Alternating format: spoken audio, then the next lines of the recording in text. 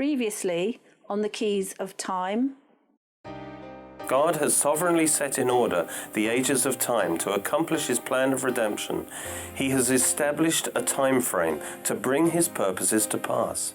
He gives us a major clue about the blueprint that he uses for this. For 1,000 years in your sight are but as yesterday when it is past, and as a watch in the night. One day with the Lord is 1,000 years with man. God revealed his fundamental pattern of time in the creation week, which is the blueprint for all weeks. The Bible begins with the 7 days of creation. One day is 1,000 years, so 1 week of 7 days is 7,000 years. You see, the 7 days of creation week are a picture of the 7 days or 7,000 years of man's history. Applying our key, we see on the right-hand side the corresponding week of history, 6,000 years, followed by a special 1,000 years, or the millennium. So we have 2 days from Adam to Abraham's birth. Genesis 1 to 11 deals with the first 2,000 years. There is no Israel yet, so I'm going to call this the age of the Gentiles. We then have 2 days from Abraham's birth to the cross of Christ. This is the age of Israel. Then we have 2 days between Christ's first and second comings. This is the church age. Then we have the final, the 7th day of man's history, the millennium, the day or age of the Lord. So much makes sense once we understand this fundamental structure of time.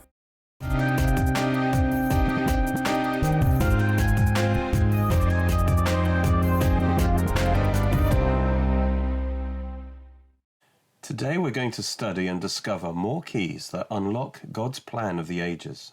Previously we've seen that God's overall structure of time, as God planned it and sees it, is based on the creation week.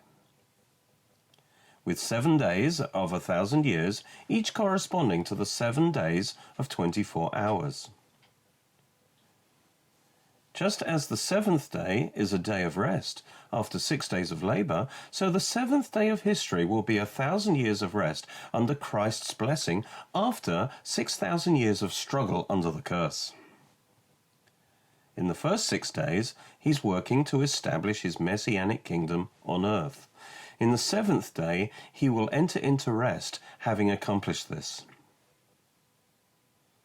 Next, we take a closer look at God's design of each day to see how it is structured, as this should give us further insight into the days of human history. Each day is divided into 2 periods: day, the period of light, and night, the period of darkness. God called the light day, and the darkness he called night. And there was evening and there was morning, one day. Genesis 1:5. God told Israel to reckon the start of a day at evening, not midnight as we now do. Evening or sunset is the close of the day and the start of the night. Morning or sunrise is the start of the day and the close of the night. Since God divides each day of 24 hours into 2 equal parts, we might expect that God would likewise divide each day of 1,000 years into 2 halves of 500 years. In particular, we expect the history of Israel to be marked out by God as a continuous series of 500-year cycles. This chart shows the pattern that we would get if this were applied to the Great Week of History.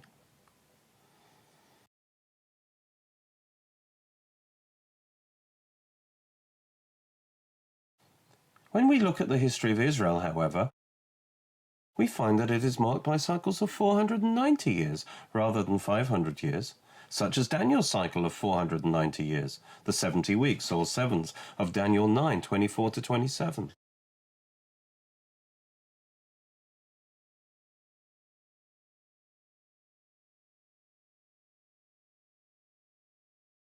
We will now see how the key of the Jubilee Principle solves this discrepancy in a wonderful way. We will see that the actual history of Israel provides amazing confirmation of this whole pattern of time. To comprehend this, we must first understand the next 2 keys of time. Ignorance of these lesser-known keys is a major reason why Bible chronology is generally not understood well today.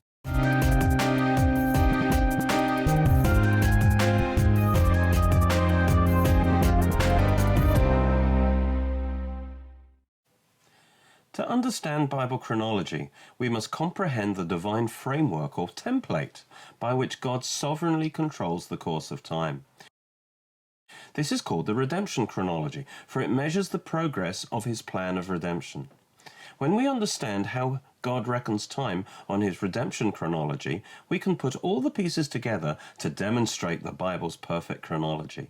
The next keys will explain the vital revelations required to understand how God's redemption chronology relates to time as man measures it. First, we need to explain the important distinction between a calendar and a chronology. A calendar, say for your life, will give all the events of your life on their dates. There is essentially just one calendar, even if it's presented in different ways. A chronology, however, is any way of counting or reckoning time. There are many chronologies or ways of counting time depending on the principle you use in how you're counting time or what you're measuring. Take as an example a work-life chronology. I work a 40-hour week, you might say, or I've worked 200 hours on this. What does this mean? A solid 40 or 200 hours? Unlikely. The times when you sleep or do not work are not counted. This is a chronology, a valid way of reckoning time according to a selective principle. In the case of the redemption chronology, the selective principle governing the counting of time is the progress of God's plan of redemption. It's by this chronology that God controls the whole course of time. Let us say you contracted and were paid for doing 50 days of work. These days may be spread out over 70 days if you don't work weekends, and perhaps more if you take some days off during the week. This corresponds to the concept of unreckoned time that we will discuss later on. Now, imagine you have completed 49 days with just one day left to fulfill the contract, when you're told that you have now completed the 50 days. Why? Well, one of those days was a bank holiday, a day of grace, where you did no work, but it was counted to you as if you worked and got paid anyway.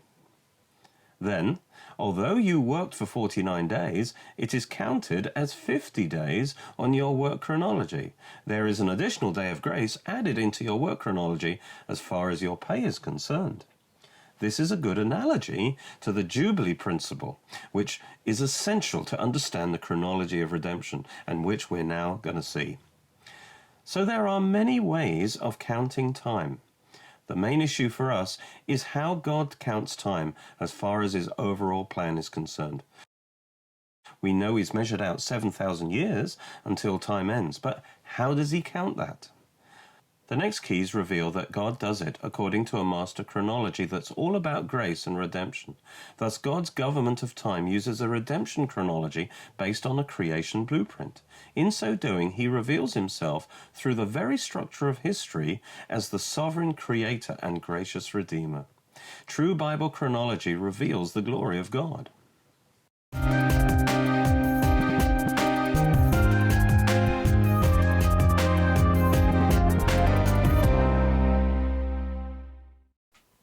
The Jubilee Principle was discovered by Sir Edward Denny, an Irish baronet who lived from 1796 to 1886.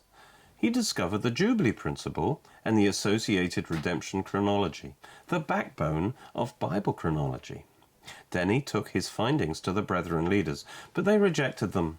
He said, "If men reject it, it's okay. It is God with whom I have to do." He would say, "God knows what I have written is true because the heart of love has revealed it to me."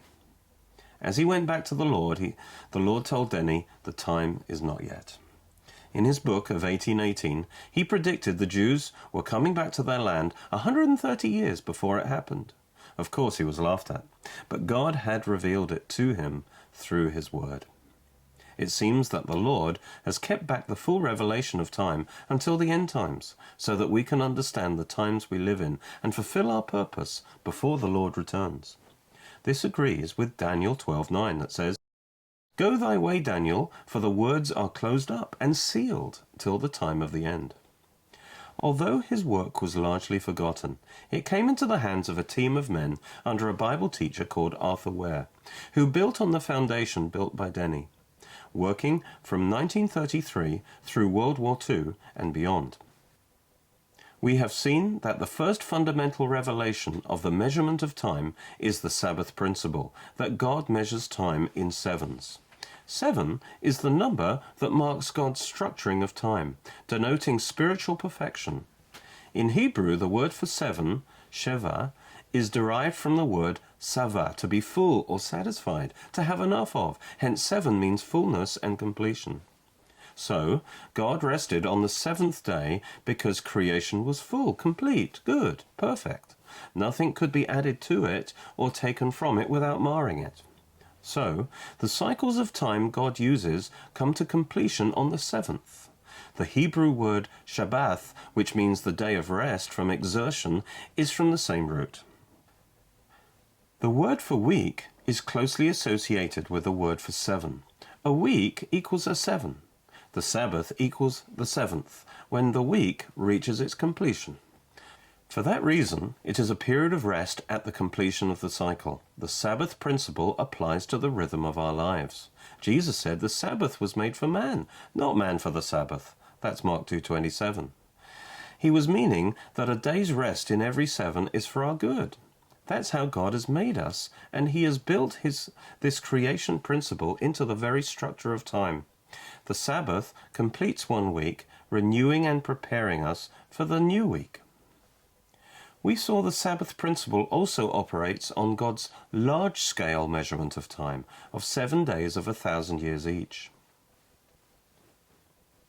The Jubilee Principle is revealed in Leviticus 25, which contains the instructions for Israel's observance of time, namely, 1.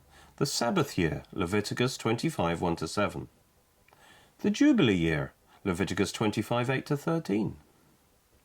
As well as marking every 7 days in remembrance of Creation Week, God told Israel to mark every 7 years.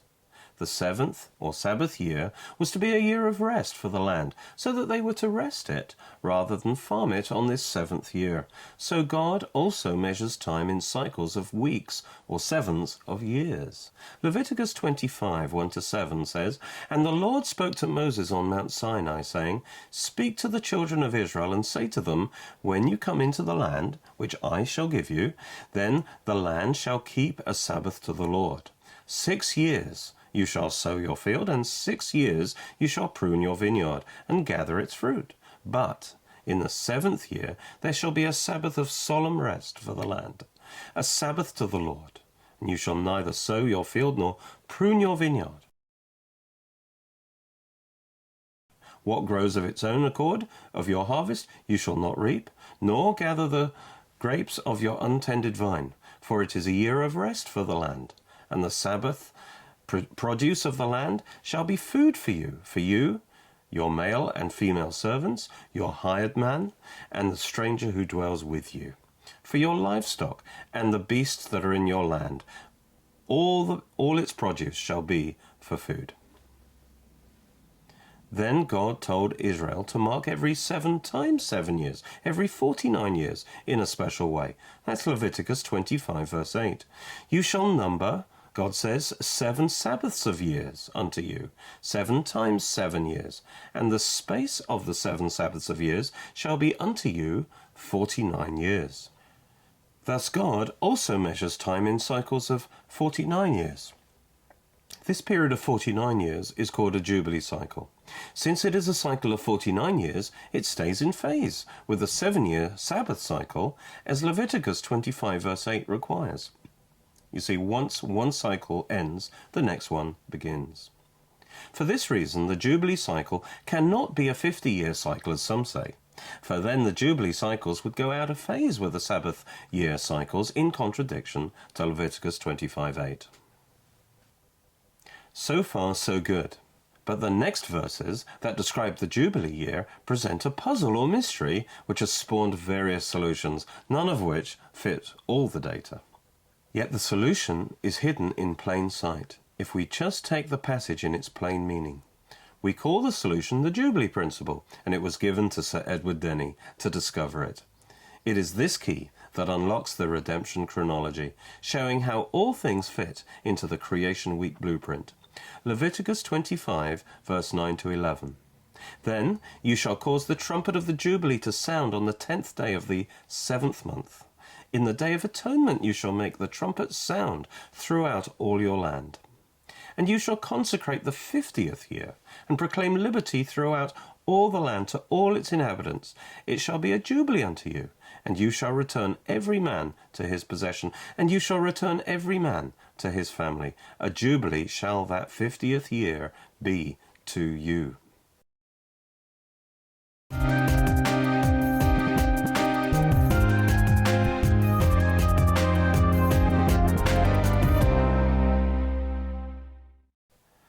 The puzzle is, what is the Jubilee year? Some say the 49th year, others say the year after the 49th year. We seem to have two contradictory requirements. First, a 49-year repeating cycle that's in phase with the sabbatical years. And second, a special 50th year called the Jubilee year. What is this year? Is it the 49th year? No, it's distinguished from the 49th year by being called the 50th year. Is it the year after the 49th year? No, because that's the first year of the next Jubilee cycle. Having a 50th year before starting the next Jubilee cycle would cause the Sabbath and Jubilee cycles to go out of phase. They would start on different years. And that would be in contradiction to Leviticus 25 verse 8, which requires the 49th year to always be a sabbatical year. Leviticus 25:8 says, You shall number 7 Sabbaths of years unto you, 7 times 7 years, and the space of the 7 Sabbaths of years shall be unto you 49 years. Moreover, the result would be a disorderly mess. The Sabbath principle establishes continuous cycles of 7 years, so a 50th year following the 49th before the next cycle begins is impractical and impossible. The Jubilee and Sabbath cycles must operate in phase together, with 7 Sabbath cycles making one Jubilee cycle. So it seems we have a paradox here. An apparent paradox in the Bible like this always conceals an important revelation. It's an invitation for believers to look harder and to search out and find the solution, and Sir Edward Denny saw it. As we've seen, God calls the Jubilee year a 50th year. But it's neither the 49th year nor the year after. How can this be? The answer is hidden in plain sight in Leviticus 25 verse 9. Then you shall cause the trumpet of the Jubilee to sound on the 10th day of the 7th month in the day of atonement. You shall make the trumpet sound throughout all your land.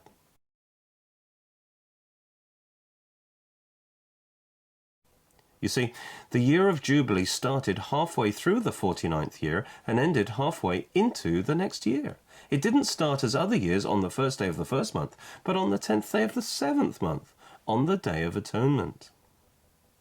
The acceptable year of the Lord started on the Day of Atonement. It was a special year of grace, the acceptable year of the Lord's favor. This is why it could not start until the Day of Atonement, when the great atoning sacrifice was made for Israel. For grace can only flow on the basis of the shedding of the blood of an atoning sacrifice. Of course, this all spoke of Christ and was fulfilled in Christ, who died for us once for all as our great atoning sacrifice, satisfying God's justice and releasing his hand of mercy and grace towards us, giving us full forgiveness of our sin debt, releasing us from the bondage of slavery to sin and curse and the power of darkness, and restoring our full inheritance and every blessing that had been lost in the fall of Adam. Once a year, on the Day of Atonement, the high priest took the blood of the sin offering into the Holy of Holies to present it before God. If he did not satisfy God's requirements in coming before his throne, it was understood he would die. So a rope was attached to him just in case he had to be pulled out. So, when he appeared again, as it were, alive from the dead, it meant God was satisfied with the sacrifice and Israel was under God's mercy with all her sins forgiven. The high priest then commanded that the good news of sins forgiven be proclaimed throughout the land. This picture of grace through sacrifice was made perfect every 49 years when the Day of Atonement was also the start of the year of Jubilee, which literally means trumpet blast, when trumpeters would go throughout the land proclaiming the acceptable year of the Lord, the year of God's grace and favor to all people. Anyone who heard the good news proclamation could receive the forgiveness of all their debts and release from slavery, and then walk free to return and reclaim their lost possession or inheritance in the promised land, and be reunited to their families. It was a salvation or restoration that was all by grace through faith, and not of their own works. The Jubilee is a wonderful picture of salvation by grace on the basis of the atoning shed blood of Christ. As our high priest, Jesus offered himself on the altar of the cross as our sin offering. He took his own blood into the heavenly Holy of Holies and then appeared again alive from the dead, signifying that God had accepted his sacrifice for us, and that therefore we were now acceptable to God through the blood of Christ. Now we are accepted in the Beloved. Therefore, he then commanded the good news of God's grace to be proclaimed or trumpeted to all people throughout the earth through the Great Commission. This is the fulfillment of the acceptable year of the Lord. As Isaiah 61:2 says, to proclaim the acceptable year of the Lord. And as Peter said in Acts 10:35, but in every nation, whoever fears him and works righteousness is accepted by him. And then Paul in 2 Corinthians 6:1 and 2 says, we then as workers together with him also plead with you not to receive the grace of God in vain. For he says, in an acceptable time I have hurt you, and in the day of salvation I have helped you. Behold, now is the accepted time. Behold, now is the day of salvation. Thus Jesus fulfilled the year of Jubilee, and the preaching of the gospel is the fulfillment of the Jubilee proclamation. Isaiah 61 prophesied that the Messiah would fulfill the year of Jubilee on the basis of his atoning sacrifice in Isaiah 53, just a few chapters before. Isaiah 61, verse 1 and 2 says, the Spirit of the Lord God is upon me, because the Lord has anointed me to preach good tidings, good news to the poor. He has sent me to heal the brokenhearted, to proclaim liberty to the captives and the opening of the prison to those who are bound, to proclaim the acceptable year of the Lord. And that really was the summary of what he was preaching, that it was the proclamation of the acceptable year, the Jubilee year of the Lord.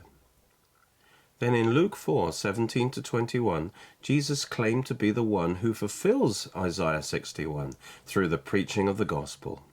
In the synagogue, he read from Isaiah 61, verse 1 and 2, and then we read in Luke 4:20 and 21, then he closed the book and gave it back to the attendant and sat down. And the eyes of all who were in the synagogue were fixed on him. And he began to say to them, today, this scripture, Isaiah 61, is fulfilled in your hearing. It was a year of grace, and the people had until the end of the year to receive this grace. After that, it would be too late. And so the gospel message also contains a warning.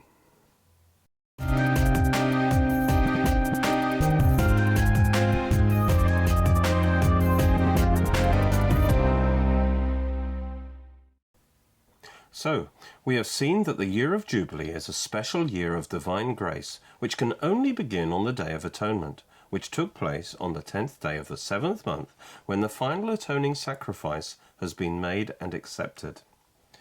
You shall cause the trumpet of the Jubilee to sound throughout all your land on the 10th day of the 7th month in the Day of Atonement, Leviticus 25, verse 9. This means it is neither the 49th year nor the 50th year, but a special year that overlaps these 2 years. It begins on the 7th month of the 49th year. Leviticus 25:8 says, and you shall count 7 Sabbaths of years for yourself, 7 times 7 years, and the time of the 7 Sabbaths of years shall be to you 49 years. And it continues to the 7th month of the next year. But it is different from both these years. And so to show this and to mark it out as a special year in his sight, God called it a 50th year. Leviticus 25:10 and 11 says, you shall hallow the 50th year, the Jubilee shall that 50th year be unto you. It was a year of divine grace, superimposed on the normal course of time. First, to seal off the old, to provide forgiveness and release from curse, bondage, and judgment due to past sins, and also, secondly, to bring in the new, to provide restoration and blessing to be released for the future. It did not form an addition to man's time. It was no ordinary year, but a special year of grace set apart to God, a year belonging to God, that God alone possessed, in which he chose to pour out his grace based on blood. God hallowed it, separating it, setting it apart from man's years, marking it out by calling it a 50th year, 5 being the number of grace. God counted the Jubilee year as a 50th year, although it was not an addition to time on man's calendar. Therefore, to man, only 49 years had passed, but God counted the Jubilee as a 50th year. Therefore, to man, each Jubilee cycle is 49 years, but to God it is 50 years on his redemption chronology. Thus, each cycle consisted of 49 years of man plus 1 Jubilee year of God. From God's perspective, in his redemption chronology, he sees 50 years of having passed, while man, from his point of view, only sees 49 years. Thus man counts the 49 years that are his, and God counts the 50 years that are his. God gives it to man as a free gift, like the bank holiday. God owns all time, but allows man to have it too. However, as the Lord, he receives the Jubilee year as purely his own. It belongs to him alone. It is holy unto him. Hence man can't count the 50th year as it is not his. This is the Jubilee Principle. In every Jubilee cycle, man counted 49 years, but God counted 50 years in his redemption chronology. So, 49 years to man equals 50 years to God. And 98 years to man equals 100 years to God. And 490 years to man is equal to 500 years to God. And 980 years to man equals 1,000 years to God. And 1,960 years to man equals 2,000 years to God. When we apply the Jubilee principle to God's overall large-scale structure of time, we can immediately see the solution to the problem of how to reconcile the actual 490-year cycles of Israel's history with the 500-year cycles we would expect to see from the master blueprint of Creation Week, where one day equals 1,000 years, and so a half day is 500 years. Thus, in God's redemption chronology, before the cross, when man had completed 49 years, God counted it as 50 years. But after the cross, the Jubilee has now been fulfilled in Christ, and so the situation is different. There are now no special Jubilee years in the redemption chronology for the church, and the kingdom age for God's people are now constantly living in the year of Jubilee. As 2 Corinthians 6:2 says, "In an acceptable time I've heard you, and in a day of salvation I've helped you. Behold, now is the accepted time. Behold, now is the day of salvation." Thus, as well as Jubilee being stamped on the structure of divine time, the radical change made by the cross in fulfilling the Jubilee is also revealed in the very structure of time. So, 49 years forms a Jubilee cycle, and we will call a cycle of 490 years a Great Jubilee Cycle, which is made of 10 Jubilee cycles. God measures time in Jubilees. Thus, the birth of Abraham occurred on the 40th Jubilee from creation. The death and resurrection of Jesus occurred in the fullness of time on the 80th Jubilee from creation. The second coming of Jesus will be at the 120th Jubilee on his redemption chronology. Thus, time itself declares God's redemption because its very structure is based on his plan of redemption. His purpose from eternity was man's redemption, so he planned the course of history for this very purpose. So we are seeing that God's measurement of time is linked to his plan of salvation. God told Israel to measure time in jubilees, showing that his measurement of time was connected, you see, to his plan of salvation. Through the Jubilee Principle, we can see that the large-scale structure of time is also stamped by Jubilee. This confirms that his master chronology of time is governed by redemption. The Jubilee is the central message of the Bible, revealing his salvation by grace through faith for all.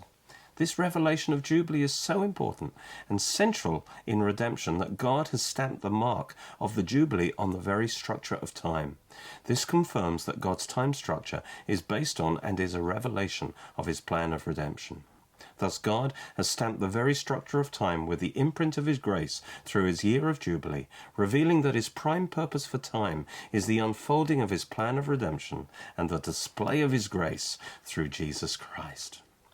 As we saw previously, how God's work of creation is imprinted on the very structure of time, so now we see how his work of redemption is also imprinted on the very structure of time. Thus the blueprint of time itself proclaims God as both creator and redeemer, Lord and Saviour. The structure of time, as God designed it, not only carries a revelation of his sovereignty as creator, but also his sovereign grace in his plan of salvation. Within this time frame, God progressively reveals and develops his great plan. So we call the controlling chronology of God's plan the chronology of redemption.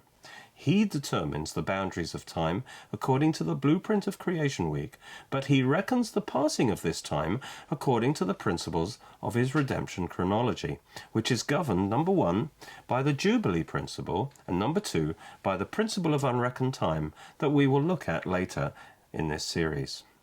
We have seen that the result of applying the Jubilee Principle to the blueprint of Creation Week is the creation of 490-year cycles. Jesus himself pointed out the connection of 490 with forgiveness. 490, in fact, is a number symbolic of full forgiveness. We read in Matthew 18, 21 and 22, "Then Peter came and said to him, 'Lord, how often shall my brother sin against me, and I forgive him? Up to 7 times? Jesus said to him, I do not say to you up to 7 times, but up to 70 times 7. That's 490. From this passage, we see that 490 is the number of forgiveness. Thus, the Great Jubilee Cycle of 490 years can also be called a Great Forgiveness Cycle. Thus, God has marked the structure of time with the revelation of his forgiveness through blood. We will next show how the Jubilee Principle is wonderfully confirmed by 490-year cycles in the history of Israel.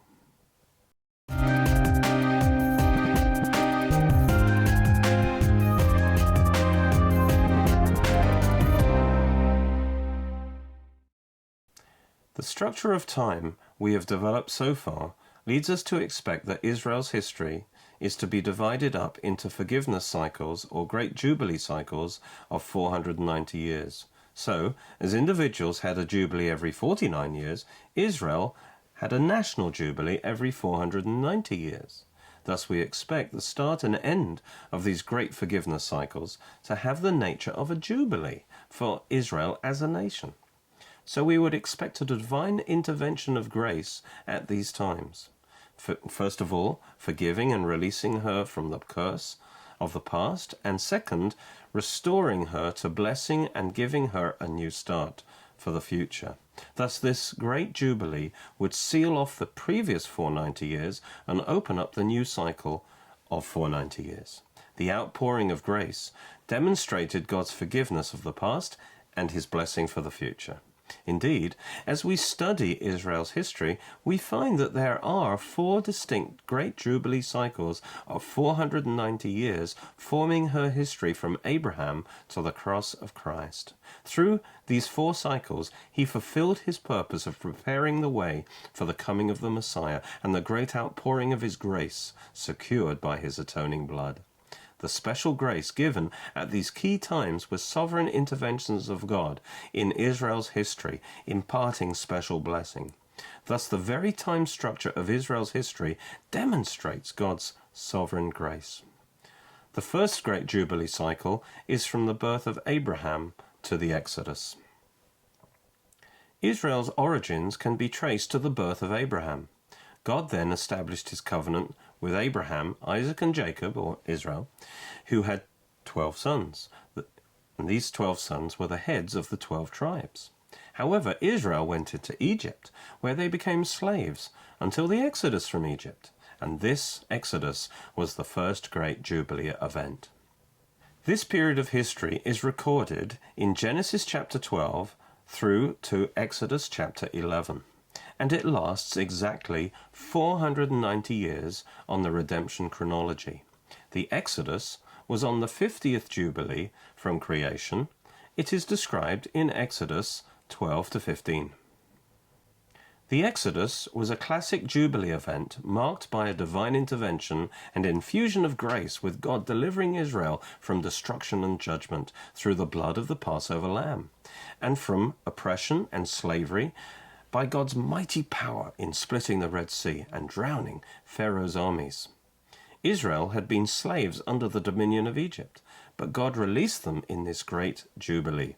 They believed God's word of liberty through Moses. They received forgiveness through the Passover lamb. They walked out of Egypt, and they rose up through the Red Sea as free men in order to enter and possess their promised inheritance. Then God made a new covenant with Israel at Mount Sinai, mediated by Moses, and this is when Israel was born and constituted as a nation. Then he led them to possess their new land of abundant blessing. All this happened within this great Jubilee year of grace. First of all, wiping Israel's past clean, and secondly, giving her a new start for a new future. This was a picture of the greater Exodus accomplished on a future great Jubilee through the death and resurrection of Jesus Christ, the one who is the greater than Moses. He died as our Passover lamb, paying the price with his blood for our forgiveness and redeeming and freeing us from the slavery of sin and delivering us from the dominion of darkness. By his mighty power displayed in his resurrection, he destroyed the power of sin and Satan, providing for us a new start and releasing us into a brand new life. When we heard the Jubilee message, the good news of the gospel, we believed and we received our forgiveness and our freedom, and we were translated out of the kingdom of darkness. Through the power of God, we rose with Christ out of the Red Sea of death and entered into a new covenant, mediated by Christ, and we became part of God's people, the church. We were born again as free men in Christ, sons of God. Then he leads us to possess our promised land of abundant blessing. In this great Jubilee, by his amazing grace, God wiped our past clean. God released us from the guilt, the slavery, the judgment, and the curse of sin, and he gave us a new start and a new life of liberty and blessing in his kingdom. The second Great Jubilee cycle is from the Exodus to the dedication of Solomon's temple. This time encompasses the 40 years in the wilderness, the time of Joshua and the Judges, until Samuel, and then King Saul and King David, and finally King Solomon. Israel comes to her national high point when Solomon's temple in Jerusalem is built and dedicated to God at the Feast of Tabernacles with much shedding of blood. And then God's glory and power fills the temple. You can read that in 1 Kings 8 and 2 Chronicles 7. The temple now became the center of their spiritual and national life. The dedication of the temple took place on the 60th Jubilee on the redemption chronology, exactly one great Jubilee cycle after the Exodus. It is a classic Jubilee event with many sacrifices and God's grace, anointing and favor poured out abundantly upon Israel, showing that her past sins were forgiven and that God had opened up the possibility of a glorious future for her. For with her spirit-filled temple, she was now empowered to reach the nations. It is also a picture of the great Jubilee accomplished by the death and resurrection of Christ, when the Spirit of God came down on the day of Pentecost and filled and anointed God's new temple, the church, once it had been purchased and dedicated to God by the shedding of Christ's own blood. This outpouring of grace upon his people, anointing his temples, and filling them with his Spirit, empowered them to reach the nations with the good news of God's grace to all. The third Great Jubilee cycle is from the dedication of the temple to the decree to rebuild and restore Jerusalem. Sadly, soon after the glory of God was manifested at the dedication of the temple, Solomon began to fall into sin, so that while his kingdom was outwardly prospering, spiritually there was great weakness, which was manifested soon after his death, when the kingdom was divided into two, Judah and Israel. The northern kingdom of Israel immediately fell into idolatry, with a succession of bad kings, until she was finally taken into a captivity by Assyria. The second kingdom of Judah had a mixture of good and bad kings, so her slide into sin was slower. However, by 607 BC, she too had fallen into idolatry to the point where God had to discipline her by taking her into captivity to Babylon for 70 years. She went into captivity in stages over the next 19 years, and these also mark the starting points of the times of the Gentiles, which were an extended period of Gentile dominion over Israel and Jerusalem, which lasted for over 2,500 years. In 539 BC, near the end of the 70 years, the Babylonian Empire fell to Persia, and Daniel prayed for God to fulfill his promise and restore Israel. And you can read that in Daniel chapter 9. There was an initial fulfillment with the Cyrus decree in 537 BC at the end of the 70 years, which released the Jews to return to the land and rebuild their temple, while, of course, still remaining subject to the Persian Empire. But God also revealed to Daniel his timetable for Messiah's coming, to complete Israel's restoration. And this was given in the famous prophecy of Daniel's 70 weeks, which defines the next Great Jubilee cycle of 490 years. And that's in Daniel 9, verse 24 to 27. The starting point given in this prophecy is a decree to rebuild and restore Jerusalem, which is therefore the next Great Jubilee event, closing off the third. Amazingly, we do indeed find that right at the close of the 49 years of the third Great Jubilee cycle was a decree given by the Persian Emperor Artaxerxes, releasing Ezra to rebuild Jerusalem and complete the temple, and to restore self-government to Israel from her capital in Jerusalem. And this is recorded in Ezra chapter 7. In response to this decree, Ezra, then Nehemiah, returned and rebuilt the city, and Israel became again a self-governing nation, albeit subject to the Persian Empire. Thus we see another 490-year cycle ending in a great Jubilee event, releasing Israel from bondage, brought on by her past sins, and enabling her to make a fresh start again as a nation. She was given authority and power to begin to rebuild and be restored as a nation. This decree of Ezra marked the end of the third great cycle and the start of the fourth. This is also a picture of the greater Jubilee brought in by Christ's death and resurrection, in which he released us from bondage to the kingdom of darkness, and by divine decree gave us his authority and power to rebuild the broken down walls of our lives and be restored to wholeness, so that we might reign in life through Jesus Christ. The fourth great Jubilee cycle is from the decree to rebuild and restore Jerusalem to the cross of Christ, the Great Atonement. This cycle of 490 years is directly defined and perfectly described by Daniel's famous prophecy of the 70 weeks in Daniel 9, 24 to 27. This is the final great Jubilee cycle for Israel, leading up to the coming of the Messiah to make atonement for sin and to establish his kingdom of righteousness. Daniel's 70 weeks, of course, is of great importance in Bible chronology, and so we will look at it in more detail. Meanwhile, we will mainly look at the first part of the prophecy in Daniel 9:24, which says, 70 weeks, that means 70 sevens, are determined upon your people, Israel, and upon your holy city, that's Jerusalem.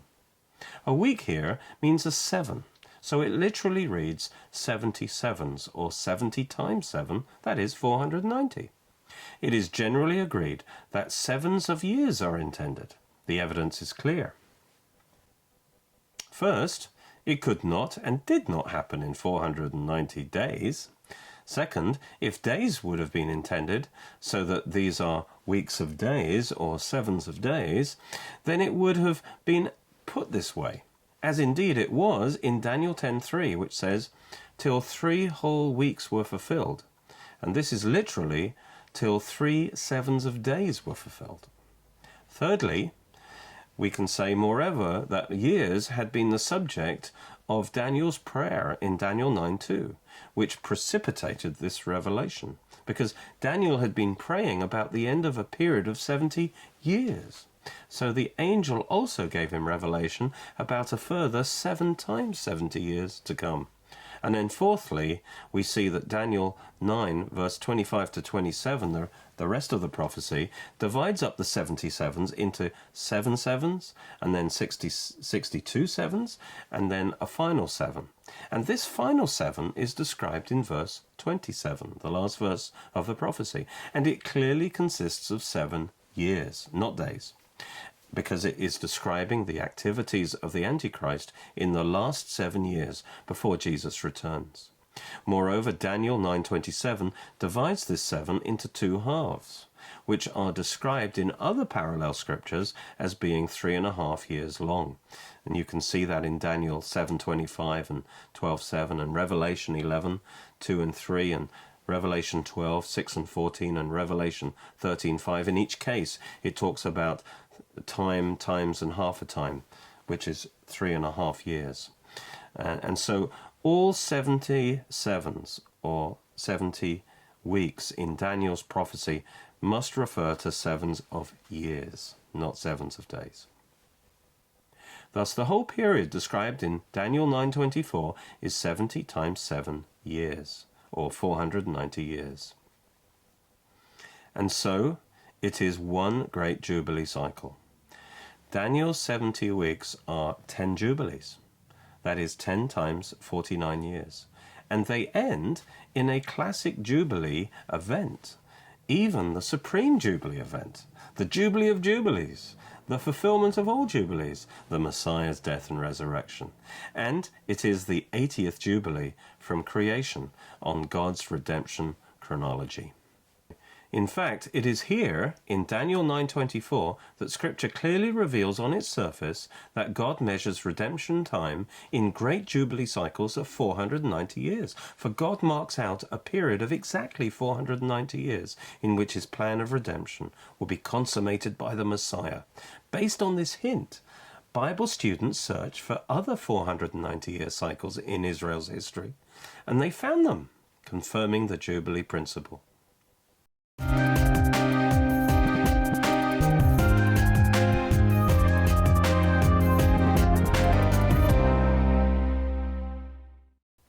Let us now look in a bit more depth at Daniel's 70 weeks prophecy that marked the start of the 4th Great Jubilee cycle, from the decree to rebuild and restore Jerusalem to the cross of Christ.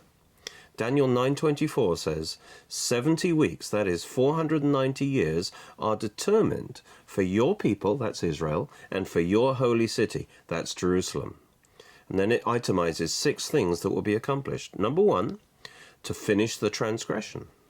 Number 2, to make an end of sins. Number 3, to make reconciliation or atonement for iniquity. Number 4, to bring in everlasting righteousness, or literally the age of righteousness. Number 5, to seal up vision and prophecy. And number 6, to anoint the most holy. Now this word determined, 490 years are determined, is the word to cut off. This word is used in carpentry, as a carpenter measures and cuts off a piece of wood that's 490 centimeters long. So God has measured and marked out a single period of time of 490 years. Therefore, it must constitute a single, exact, predetermined time period. Although Daniel later speaks of this time period as having 3 parts, with different things happening in the different parts of these 490 years, the implication is that these 490 years constitute a single period of time.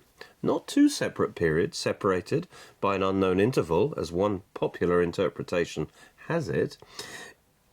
You know, it's like one piece of wood of 490 centimeters, not three pieces with gaps in between, whose lengths add up to 490. Verse 24 is clear that it's a single piece of time of 490 years. The 490 years are determined upon Daniel's people, Israel. This is an example of a general principle that we see with the redemption chronology. And that's that God always reckons redemption time according to his people, his representatives at that time. From Adam to Christ, he always measured time according to the people through whom Messiah would come. From Exodus to the cross, redemption chronology was therefore measured according to Israel and her calendar. Daniel 9:24 describes 6 things that will be achieved at the end of the 490 years, that confirm and emphasize the nature of this period as a Great Jubilee Cycle, with a major divine intervention and release of grace at its close. The first group of 3 things are a perfect description of what Jesus accomplished in his death and resurrection in making a final sacrifice and atonement for our sin. You see, there are 3 aspects to the sin problem. First, our state of sin in Adam. Second, our inherited sin nature. And third, our personal sins. And these 3 expressions say that Messiah's atonement will make provision for all 3 problems. Thus, it declares that his atoning sacrifice will be a perfect and effective provision for all who receive him. The second group of 3 things require more explanation, but for now we can say that they include positive blessings of grace that will be released on the basis of this atonement, such as righteousness, promised and prophesied spiritual blessings, and the power and anointing of the Holy Spirit. It should be evident that Daniel is describing a classic Jubilee climax to his 490-year countdown, for a Great Jubilee takes place every 490 years and ends with a Great Jubilee year of outpoured grace based on an atonement. Jubilee grace is always based on atonement, and what is described here is the Messiah pouring out his grace on the basis of his atonement at the end of a period of 490 years. Which is, of course, the ultimate messianic jubilee that Jesus brings in. Therefore, it is appropriate that this 490-year Great Jubilee cycle should end with the death and resurrection of Christ, followed by the outpoured blessings of the new covenant in his blood. Daniel 9:25 gives the starting point for this cycle, and so also for the end of the previous cycle. It says, "Know therefore and understand that from the going forth of the commandment or decree to restore and to build Jerusalem," and so that's the starting point. Now this commandment was recorded in Ezra 7, and it happened in the 7th year of Artaxerxes, which we can calculate to be Nisan the 1st in 458 BC. Although the decree emphasized improvements to the temple, it also included provisions for Ezra to restore local government. You can read about that in Ezra 7, 24-26. And it also included provisions to rebuild Jerusalem and her walls. And that's in Ezra 4, verse 12-16. But local opposition prevented this decree from being carried out fully, and so work on the walls was stopped. You can read about that in Ezra 4, verse 17-23. It took Nehemiah's intervention 13 years later, in the 20th year of Artaxerxes, to get this work underway again. But the permission given to Nehemiah in 445 BC was not the originating decree, as one popular interpretation has it. Now, 490 years after 458 BC is AD 33. Remember, there is no year 0. And so the end of the 490-year cycle from this decree is AD 33, and that's the very year that Jesus died on the cross, making atonement for our sins.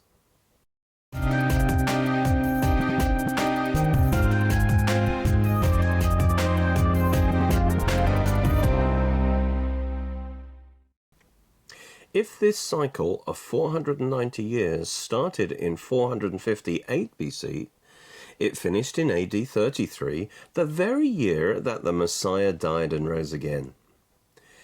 If this is a divinely inspired prophecy, then it must be fulfilled exactly on time.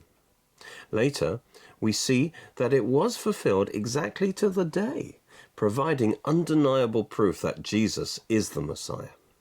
Jesus came, died and rose again to bring in the Great Jubilee right on time.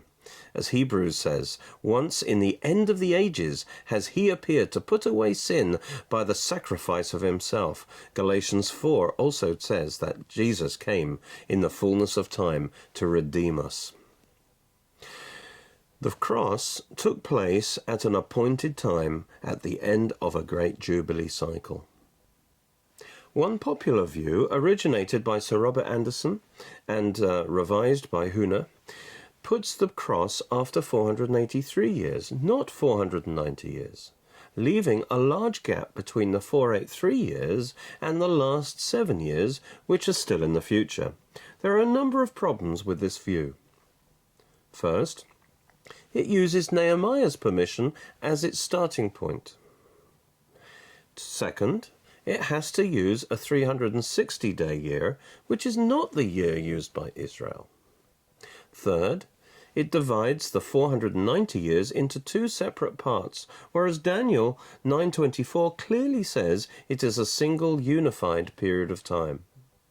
Fourth, it does not have the cross and resurrection at the fullness of time on a jubilee, as we would expect. In fact, it doesn't even have these central events take place as part of the 70 weeks at all, but rather they take place after the 69th week and before the 70th week. Whereas verse 24 clearly says they must take place within the 70 weeks. And so this is an unsatisfactory solution.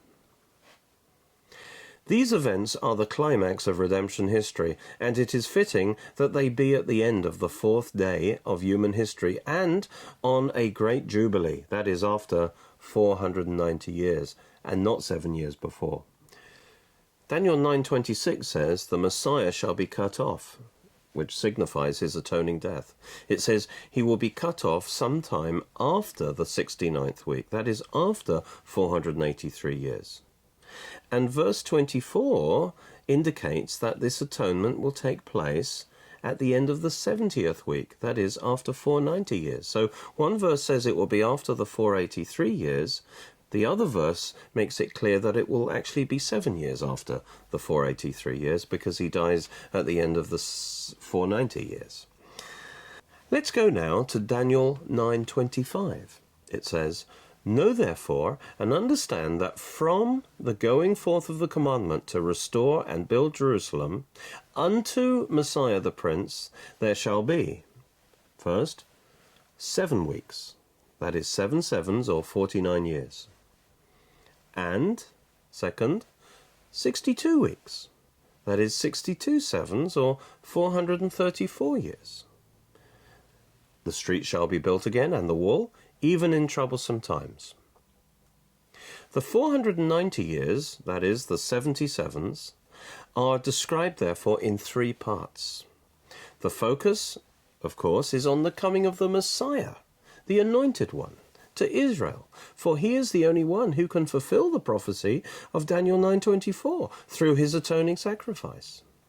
The phrase, from unto Messiah the Prince, refers to the length of time leading to the start of the presentation of Messiah to Israel, not to its end. For example, if I say, there are 2 hours unto the film, I mean there are 2 hours until the start of the film, not to its middle or to its end. And thus the time unto Messiah the Prince is the total time from the starting point in 458 BC to when the Messiah is first announced to Israel as being at hand. And this, of course, was done by his forerunner, John the Baptist. Now, verse 25 says that there will first be 49 years, the first Jubilee cycle, during which the initial rebuilding of Jerusalem that was permitted by the decree takes place. Albeit it will be in troublesome times, caused by the opposition of the enemies nearby. And then it says that these 49 years will be followed by 434 years, making a total of 483 years, or 69 weeks, unto the Messiah. And so there'll be 483 years from the starting point to when the Messiah starts to be announced as being present. Therefore, the time of Messiah's presentation to Israel should start after 49 plus 434 years, that is 483 years from 458 BC. And this was in AD 26. Since the time unto Messiah is 483 years, the time of Messiah must be the remaining 7 years, which is the 70th week. Thus, there are 7 final years of the 490 years that must run, during which the Messiah is proclaimed to Israel as being at hand, as present among them. This means that the 70th week was prophesied to be from AD 26 to 33. These years must close with his atoning death and resurrection at the end of the 70th week, as described in verse 24. So, 483 years from the starting point in 458 BC brings us to AD 26. So this is the date predicted by the prophecy for when the Messiah begins to be presented to Israel. Then, according to the prophecy, there will be 7 years leading up to his death. That is, the 7 years from AD 26 to 33. And then, when he dies in AD 33, through his atonement, he will bring in the Jubilee of Jubilees, releasing the grace of God right on time at the end of the 490 years.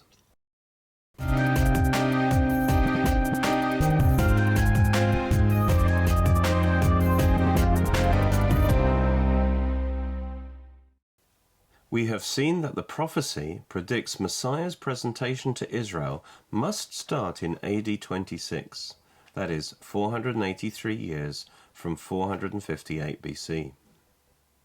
Amazingly, this is exactly when John the Baptist came on the scene to begin to prepare the way for Messiah, announcing that the king and the kingdom was now at hand in fulfillment of Isaiah 40, verse 3 to 5. We know this because the New Testament fixes the year when John started his ministry. Luke 3, 1 and 2 says, "Now in the 15th year of the reign, or hegemonia, of Tiberius Caesar," Pontius Pilate being then governor of Judea, and he was governor from AD 26 to 36, the word of God came to John, the son of Zacharias, in the wilderness. It is significant that the timing of this event is emphasized far more strongly than any other event in the New Testament. Also, it is the only event directly dated to the precise year, the 15th year of the reign or hegemonia of Tiberius Caesar. That's, again, Luke 3:1. We can deduce the timing of other events in the New Testament, but here and here alone are we explicitly told when an event happened. The reason for its importance is that it's the opening of Daniel's 70th week, the start of Messiah's official presentation to Israel. Now, Tiberius Caesar began by ruling as co-emperor with Augustus in AD 12, and then he ruled alone from AD 14 to 37. Now, the word used for his reign is hegemonia, which is better translated as rulership or leadership, not basileia, which is the word usually used for a king's reign. So if Luke was referring to his sole reign from AD 14, then he would have used basileia. But by using hegemonia, or rulership, he's clearly referring to when he started to rule alongside with Augustus in AD 12. Thus his hegemonia began in AD 12, and so the 15th year of Tiberius's rulership was AD 26. Thus John started announcing the Messiah at the very time predicted for the start of Messiah's presentation to Israel in Daniel's 70 weeks, namely AD 26. This is a key date, marking a new phase in God's plan. Bible Chronology hinges on it, as it marks the close of the 69th week and the opening of the ministry of Messiah, when the kingdom was declared to be at hand. Mark tells us that this moment, when John began his ministry as the forerunner and herald of the Messiah, that this was the beginning of the gospel of Jesus Christ. That's Mark 1:1. It was not when Jesus was baptized, as many assume. All the Gospels agree in locating John's ministry as the start of Messiah's presentation to Israel through the proclamation of the gospel. Let's read Mark 1:1-4. The beginning of the gospel of Jesus Christ, as it is written in the prophets, Behold, I send my messenger before your face, who will prepare your way before you. The voice of one crying in the wilderness, Prepare the way of the Lord, make his paths straight. John came baptizing in the wilderness and preaching a baptism of repentance for the remission of sins. When John began his ministry, history entered a new phase, for the time leading unto Messiah the Prince was now over. It was now the time of Messiah the Prince, according to Daniel 9:25.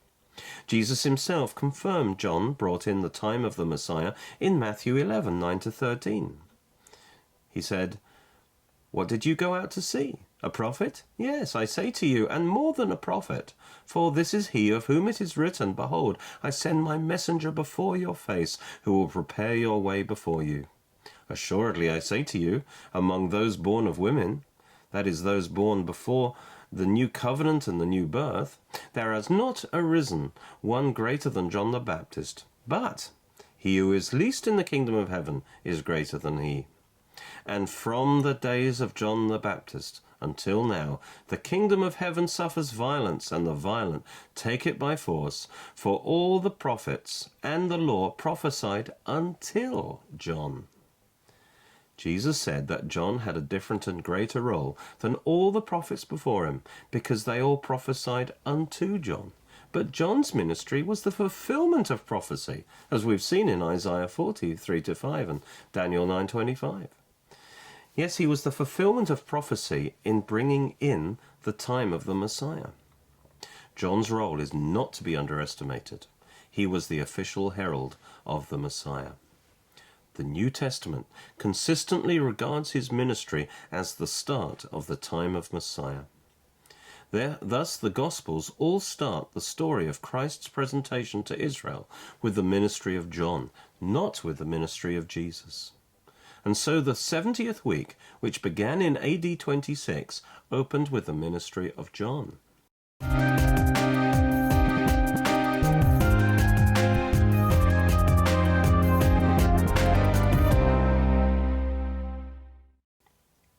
So, Daniel's 70 weeks predicts that there will be a 7-year time of Messiah, the 70th week, starting in AD 26, leading up to his atoning death at the end of the 70th week in AD 33. Thus the 7 final years, the last week, of Daniel's prophecy, the time of Messiah the Prince, began in AD 26 and ended in AD 33. This was fulfilled in the ministries of John the Baptist and Jesus the Christ. We have already established that John began his ministry in AD 26, and later we will see proof that Jesus died in AD 33, so Daniel's 70 weeks were fulfilled. Now, it is generally understood and accepted from the feasts in the Gospel of John and the parable of the fig tree in Luke 13:6-9, that Jesus' ministry, starting from his baptism, lasted 3.5 years. And therefore it occupied the last half of these 7 years. Let's read Luke 13, verse 6-9. He also spoke this parable. A certain man, that's Jesus, had a fig tree, which is Israel, planted in his vineyard. And he came seeking fruit on it, and found none. Then he said to the keeper of his vineyard, that's the father, Look, for 3 years I have come seeking fruit on this fig tree, and find none. Cut it down. Why does it use up the ground? But he answered and said to him, Sir, let it alone this year also, until I dig around it and fertilize it, and if it bears fruit, well. But if not, after that you can cut it down. Therefore, This indicates that Jesus' ministry was certainly longer than 3 years, but not as long as 4 years. Therefore, John's ministry, up to when he baptized Jesus, must also have been 3.5 years, thus dividing the 70th week into 2 equal parts.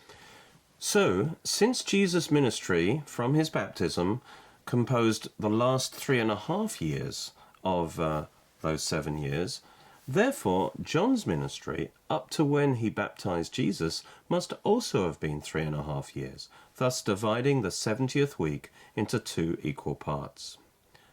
Now, this conclusion that John's ministry was 3.5 years might be a surprise to some, because there has been a common but unsupported and truly unsupportable assumption that Luke 3 verse 1 and 2 also gives the year of Jesus' baptism, as if John's ministry before Jesus came to him for baptism was merely a matter of months.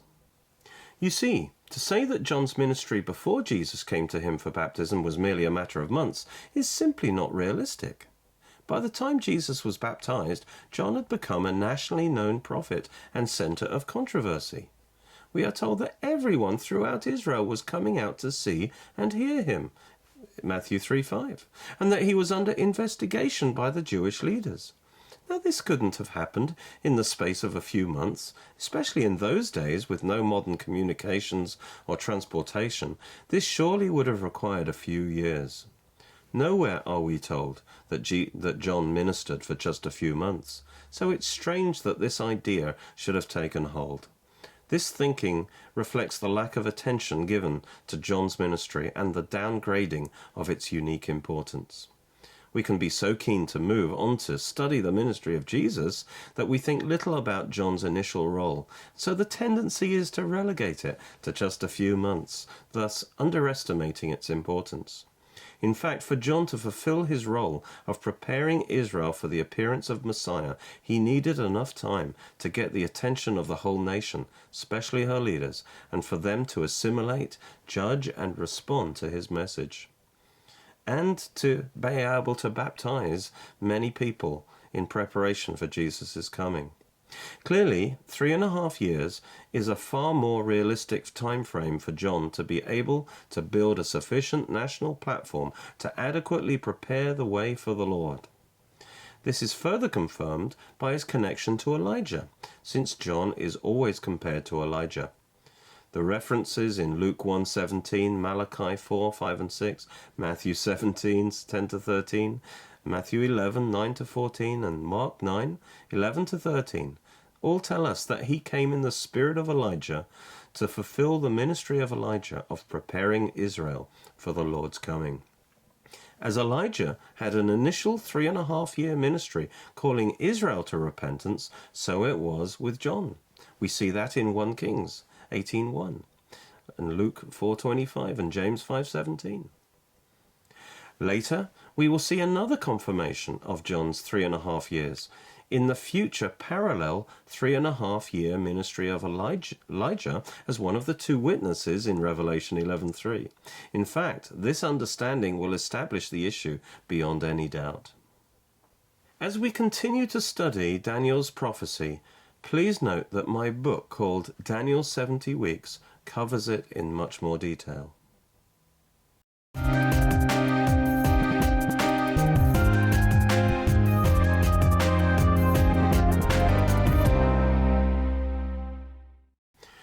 Daniel 9:26 tells us, "And after the 62 weeks Messiah shall be cut off, but not for himself."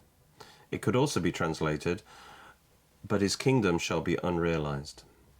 This says the Messiah will be killed by capital punishment, but not for his own sins, but for an atonement for our sins, just as it said earlier in verse 24. Here we are not told exactly when he will die, simply that it will be sometime after the 62 weeks, that is, sometime in the 70th week. We have already shown that in fact the great atonement that releases God's favor and forgiveness must have taken place 7 years after, that is, at the close of the 70th week, at the time of the Great Jubilee, at the end of the 490 years.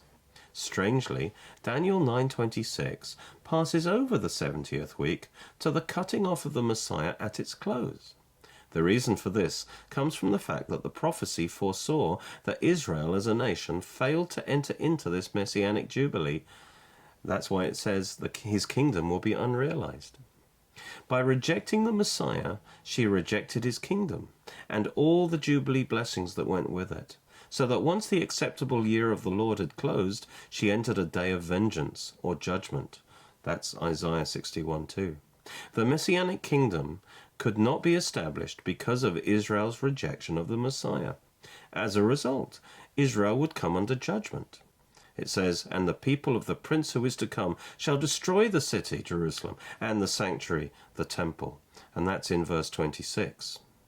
"The end of it shall be with a flood, and until the end of the war desolations are determined." Daniel 9:26. This was perfectly fulfilled in the Jewish war from AD 66 to 73, which was exactly 40 years after the 70th week, in AD 26 to 33. Hypothetically, had Israel received Christ and his Jubilee grace through his atonement within the Jubilee that ended about 6 months after the cross, she would have received and entered in and possessed the promised messianic kingdom, and the final 3 promises of Daniel 9:24 would also have been fulfilled completely. But Israel rejected the king, so the Jubilee could not be fulfilled for her, and she could not receive the kingdom at that time. As a result, the kingdom was taken away from that unbelieving generation and will be given instead to a future generation of Israel who will receive it, who will enter in and possess it. And you can read Jesus' words on that in Matthew 21, verse 43. Therefore, although Jesus genuinely offered Israel the messianic kingdom, and that is what they would have understood, by the way, when he preached, "I'm the Messiah, the kingdom of God is at hand, repent, believe, and get ready to receive it," they would have understood he was talking about the messianic kingdom. He could not establish this kingdom at that time. Why? Because it requires Israel's cooperation, because it's centered on Israel because of the Abrahamic covenant. Therefore, the messianic kingdom was postponed for 2,000 years, and the mystery kingdom, that's the church age, was introduced instead.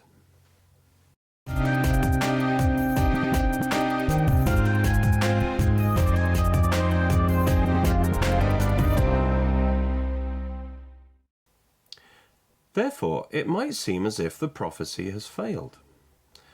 The 490 years have passed, and although the first 3 promises of verse 24 were fulfilled in Christ's atonement, which was the salvation aspect, the other 3 promises remained unfulfilled, which is the kingdom aspect. But God foreknew all this would happen. That is, Messiah would be rejected by Israel. And he foreknew that when he made the prophecy. And so there is one more verse left that shows how he will yet fulfill it. And that's Daniel 9:27. And I'm reading this in the NIV, which makes it much clearer. It says, "Then he," that's the Antichrist, "will confirm a covenant with many for 1 7, that is for 7 years. In the middle of the 7, that is after 3.5 years, he will put an end to sacrifice and offering. And at the temple he will set up an abomination that causes desolation, that is divine judgment, to fall, until the end that is decreed is poured out on him. That is, the Antichrist is judged by the Messiah at the Lord's second coming." The 70 weeks had run their course in verse 24 to 26. Remember, they must form a single unit of time. But now God reveals there will also be a future 7 years, a 70th week, which will end when the Messiah returns to destroy the Antichrist and establish his kingdom, completing the fulfillment of verse 24. How can this be? How can there be 2 70th weeks? There is only one solution. God will give Israel a second chance to possess her kingdom after a 2,000-year delay, just as he gave her a second chance to possess her promised land after a 40-year delay due to her unbelief. To make this possible, by an act of grace, God cancelled the last week in Israel's chronology, the 7 years of the ministries of John and Jesus, in order to rerun it at the end of the age. thus graciously giving Israel a second chance to receive him as her king. Therefore, the 70th week will be rerun, and these 7 years are described in Daniel 9:27. Instead of 7 years of blessing under Christ, they will be 7 years of tribulation under Antichrist. This explains why the tribulation lasts 7 years and is divided into 2 halves. You see that in verse 27, Daniel 9:27. Just like the original 70th week, which was divided into 2 halves. With the second half, that's the Great Tribulation, being an intensification of the first half. My book, Daniel's 70 Weeks, documents many more amazing parallels between these two 70th weeks, which establishes the truth that the tribulation is the rerun of the original 70th week. For example, the 2 time periods consist of exactly the same number of days, and they both end with a great and manifest day of the Lord. The first one ending with the resurrection, the second one ending with the second coming. And in both cases, these great manifest days of the Lord are preceded by the same 2 signs in the heavens, that is, the sun turning to darkness and the moon turning to blood. Just as John ministered in the spirit of Elijah for the first 3.5 years to prepare Israel for the Lord's coming, so Elijah himself will return to minister to Israel for the first 3.5 years of the tribulation to prepare Israel to receive him at his coming. And we see that in Malachi 4 and 5, and Matthew 17:11, and Revelation 11 verse 3. So many things fit into place once we understand this vital truth. Now we can understand how God could fulfill the prophecy of the 70 weeks despite Israel's rejection of the king and the kingdom. God fulfills Daniel 9:24 by making atonement and establishing his messianic kingdom by the end of the 70th week on Israel's chronology, on Israel's clock. Remember, the prophecy starts by saying that 490 years had been measured out for Israel. Verse 24. When Israel rejected Messiah at the end of the 490 years, God stopped her clock and brought in a new people, the church, who now, for a time, represent him instead of Israel. Redemption chronology is now measured by the church. But God has not finished with Israel.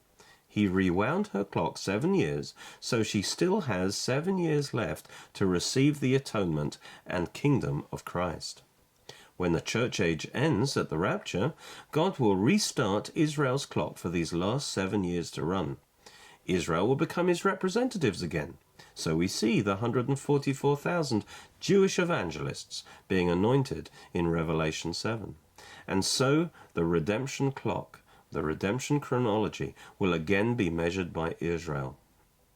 By the end of these 7 years of tribulation, the rerun 70th week, Israel will have repented of her rejection of Christ and will call out to him in faith for him to save her, saying, "Blessed is he who comes in the name of the Lord." That's Matthew 23:39. This will be the signal for him to return at the end of this 70th week to save Israel from the Antichrist and to establish his kingdom on earth. In this way, on Israel's chronology, the kingdom will still be established after 490 years. Israel's Great Jubilee, and so fulfilling Daniel 9:24. Jesus' final words to the leaders of Israel who rejected him speak both of a coming judgment for her unbelief and a future restoration for Israel when she will turn to him in faith. He said, "O Jerusalem, Jerusalem, the one who kills the prophets and stones those who are sent to her. How often I wanted to gather your children together as a hen gathers her chicks under her wings, but you were not willing. See, your house, the temple, is left to you desolate. For I say to you, Israel, you shall see me no more until you say, 'Blessed is he who comes in the name of the Lord.'" That's Matthew 33, verse 37 to 39. So, in summary, in the redemption chronology, there are 490 years from, first of all, the birth of Abraham to the Exodus. Second, there are 490 years from the Exodus to the dedication of Solomon's temple. Thirdly, There are 490 years from the dedication of Solomon's temple to the decree to restore and rebuild Jerusalem. And fourthly, there are 490 years from the decree to restore, rebuild Jerusalem to the cross of Christ. And each Great Jubilee cycle ends with a divine intervention of grace, moving God's plan into its next major phase.